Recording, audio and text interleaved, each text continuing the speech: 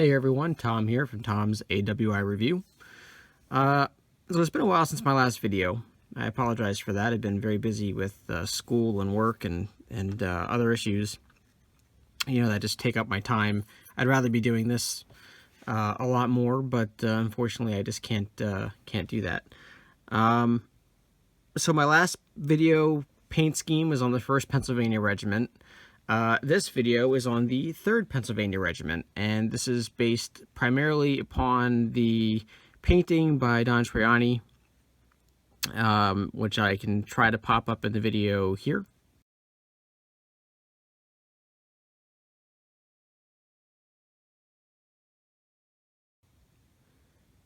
And so basically, I really enjoyed what how he interpreted the uniform. You'll notice in the painting, just the cuffs, the cuff of the regimental and the cape of the regimental were red, and then the actual lapels themselves were blue. And you'll see I've tried to capture that, with leaving the actual lapelling on the regimental blue, and then the cuffs are red and the cape is red. So yeah, and he also put on or I should say interpreted in his painting blue waistcoat and blue breeches. As far as I'm concerned, for the research that I've read, that's accurate. They did receive a large quantity of blue waistcoats and breeches. So I went ahead and incorporated that in my own paint scheme. However, since leather breeches were just as common, I've incorporated them as well. The spatterdashes, by the way, I left blue just because I thought it would be a good artistic choice for them. I don't know what color they probably would have gone with, like black or brown or whatever, but and then I also gave them dark blue overalls, which, by the way, are documented in other Pennsylvania units. So I've just gone ahead and used that to kind of blend in with the rest of the regiment. And yeah, I think they turned out quite well. And then here's a guy in a hunting shirt with white linen overalls and a red waistcoat. And that's just to kind of make him blend in more with the rest of the regiment. So a couple of things about this, now that you've seen just a selection, and I can show you, so I can actually show you the color bearer too, for the 3rd Pennsylvania.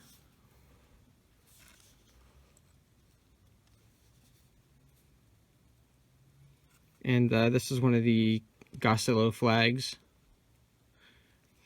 that are rumored to be part of the Pennsylvania line. So I gave them a Gossello flag that matched their particular uniforms. And as a secondary flag, I actually used one of,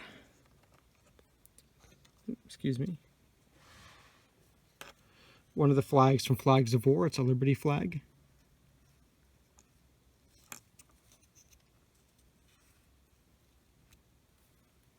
And I think that corresponds well with the facing colors, so I was very happy with how that turned out. So yeah, overall, I'm very pleased with how this regiment came out. Now you might want to know how I painted the blue on here. Actually, I can't take 100% credit for it because I got it from another member of a community that I belong to. He told me to base coat everything in a blue, and then gradually add gray to it, like a neutral gray. So what I did is I went ahead to get this blue, and I actually tried a couple of different blues. Next time I think I'll use this. I think I'll use deep blue, and this was actually the color that he recommended I start with. Unfortunately, I didn't have it at the time, and I was impatient. So I said, well, I'll try base coating it in war paint crystal blue. And I don't actually use war paints from Army Painter very often. And you'll notice, by the way, that that isn't the color I ended up with, because this is actually the color of the base coat that I used, or the primer coat that I used. I'm sorry. So yeah, I tried it with this, and then I ended up with this look. Now I used a wash on this. I used, actually I tried 2 different washes. This is the result of one. And unfortunately, you can see it looked a lot like pen ink to me. I wasn't very happy with it. The blue is too light when it comes down to it, and I didn't do any highlighting on this whatsoever. This is all using inks and washes to achieve the effect on a crystal blue primer coat, and you can actually see the crystal blue on the bottom here. This is the color of the paint when it dries. So, but I used 2 different washes on this. I used the Game ink from Vallejo, and I also used, where's it at? Of course, it's there it is. The Blue Tone from Army Painter, and I gotta say, even on these miniatures right here that I'm using to kind of demonstrate the colors that I used, I preferred the Game ink. It worked a lot better. It toned down the blue a lot better, and I ended up actually using ultramarine blue for the base coat on these guys, and ultramarine blue from War Paints, and I was quite happy with the end result. So I used the ultramarine blue, and then I went over it with Game ink blue, and then that gave me kind of shaded areas so that I could see where to highlight. And you can actually kind of almost pick up some of the blue in the recesses a little bit. And then after that, I highlighted with, I actually highlighted pretty roughly, and you can kind of almost see that. I did it in a couple layers, like 1 or 2 layers, with the neutral gray. And one of the cool effects of that is it really not only highlighted it, but it gave it like a dirty look. It makes it look like these guys have been in some serious, you know, wilderness, and that they picked up some dirt and, you know, whatever, and their clothes aren't 100% blue anymore because of all the brush that they've been through, right? So that turned out quite well. And so anyway, that's how I highlighted it, and then I went over everything with Army Painter Quick Shade Dark Tone, and that sort of sealed in the color a little bit, and helped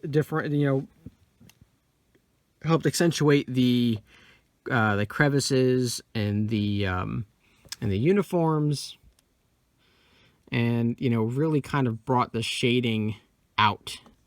I was really pleased with it, and of course I used a mixture of neutral gray and black on all the black bits, like the cartridge box and the hat and the shoes and everything. And then to base these miniatures, I used a few different techniques. I used a technique in another video I posted, so if you're interested in know how I based them, check out that video. But for the grass, I used the Warlord Games, I think it's the Spring Mix? Yeah, the Spring Grass. And yeah, the basing turned out pretty well on these, and I was concerned because, as you know, with periplastics, they're raised up. They're not flat, you know. So you're actually adding. Yeah, you have to add something to it to kind of, you know, ease that transition from the base to the miniature base. And you know, I was really kind of pleased with how that worked out. The grass really does a good job of hiding that. Anyway, so I'm done rambling. 3rd Pennsylvania Regiment completed. Very happy with how it all turned out. I'll throw in another guy right now. My my corporal. I guess my cat is very upset with another cat in my house right now because he's growling at her. Probably hear it on the film. So anyway, guys, thanks a lot for watching, and hopefully you enjoyed this video. I'll post some stills at the end of what they look like when they're all completed. So take care. Sorry for the long video, guys. Thank you very much for watching. I appreciate any feedback you might leave. Please feel free to thumb up the video, share if you like, comment if you like. So these still images that you're seeing right now, they kind of go from just after I varnished the miniatures to when I put them on the movement trays, some close-ups, and then after I based and added the flags. So I think they turned out pretty well. Like I said, I am overly happy with the use of the neutral gray as a highlight color on blue. I think I'm going to have to use that from now on. It definitely makes the blue pop. I think that it adds a little character to the blue. It's not just, oh, you know, use lighter blues and eventually you'll get the highlight that you want. So I'm going to use this more often. You'll see this in a future video, hopefully on a tutorial, in case you're interested in imitating the effect. Yeah, so this is something you might consider using for your Civil War guys, if any of you guys are ACW black powder players out there with the new supplement. So that's it, guys. That's it for me. Have a good night. Take care.